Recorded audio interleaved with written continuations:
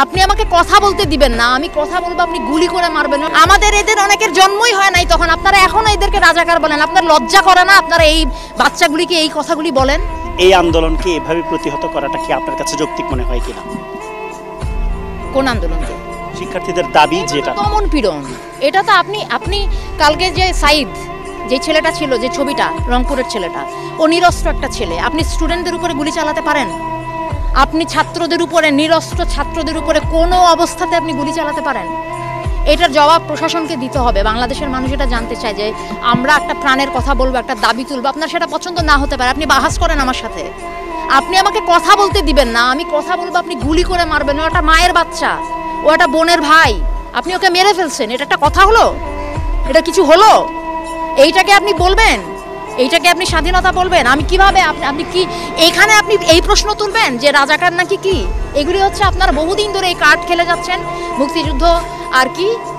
আমাদের এদের অনেকের জন্মই হয় নাই, তখন আপনারা এখনো এদেরকে রাজাকার বলেন। আপনার লজ্জা করে না আপনারা এই বাচ্চাগুলিকে এই কথাগুলি বলেন? আপনারা লজ্জা করে না যে কেন এই ছাত্র গোষ্ঠী এরকম একটা আশ্রম? আপনারা কোথায় কিছু একটা ন্যায্যতার, কিছু একটা অধিকারের কথা বললে আপনারা বলেন যে রাজাকার। আরে আশ্চর্য কথাবার্তা! আমার স্বাধীন দেশে আপনি আমাকে, আমি আমার ন্যায্য অধিকারের কথা বলবো, আপনি কথায় কথায় আমার মুখে ছুঁড়ে মারবেন রাজাকার, কথায় কথায় ছুঁড়ে মারবেন রাজাকার। এটা কি ফাইজলামি? এটা বাংলাদেশ, এটা অনেক মানুষ, সাধারণ মানুষ এখানে যুদ্ধ করে স্বাধীন হয়েছে। আপনি সেটা, আপনারা সেই ক্ষেত্রে মুক্তিযুদ্ধ বিরোধী কাজ করেন। যারা কথায় কথায় রাজাকার শব্দটা ব্যবহার করেন, আপনারা নিজেরা আজকে বাংলাদেশের স্বাধীনতার পরিপন্থী মানুষ।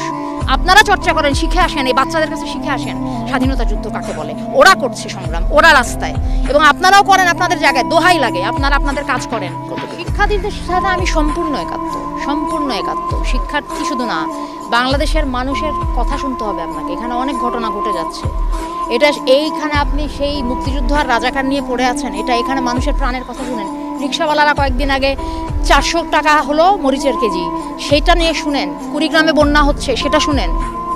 হ্যাঁ, মানুষ একটা মেডিকেল কলেজে গিয়ে দেখেন, সাধারণ মানুষের একটা চিকিৎসা পেতে কি আপনাদের একটা শ্রেণীর মাথা ব্যথা হলে তারা সিঙ্গাপুরে দৌড় দেয়, আর আমার দেশের মানুষ মানে ক্যান্সার হয়ে গেলেও বা যে বড় বড় চিকিৎসার পয়সা না, এরা করবে না চিকিৎসা। আপনি কি বলেন এটাকে? এটা কি স্বর্গরাজ্য? এটা কি সত্যি তাই এরকম? এটা বাংলাদেশ? এইটাকে আপনি বলেন? সাধারণ মানুষের অর্থনৈতিক স্বাধীনতা, কথা বলার স্বাধীনতা, কোনো কিছু যদি না থাকে আপনি সেটাকে বলবেন? আমাদের অনেক যুদ্ধ বাকি, সেটা আমাদের করতে হবে। সবচেয়ে বড় কথা হচ্ছে সক্ষমতা।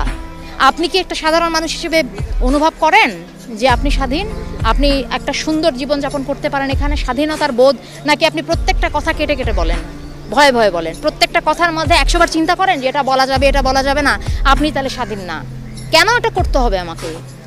এইটার জন্য লাখো শহীদ জান দিল, এইটার জন্য এইটাকে আপনি স্বাধীনতা বলেন? আর এইটা যেটা মুক্তিযুদ্ধের পক্ষশক্তি যারা বলে নিজেদেরকে, তারা এখন ক্ষমতায়, তারা ক্ষমতায় থাকা অবস্থায় যদি আমাদের স্বাধীনতার বোধের এই অবস্থা হয়, তাহলে কাকে বিশ্বাস করবেন আপনি? কাজে স্বাধীনতার এখন অনেক বাকি, অনেক স্তরের স্বাধীনতা বাকি। হ্যাঁ, পতাকার স্বাধীনতা এসছে।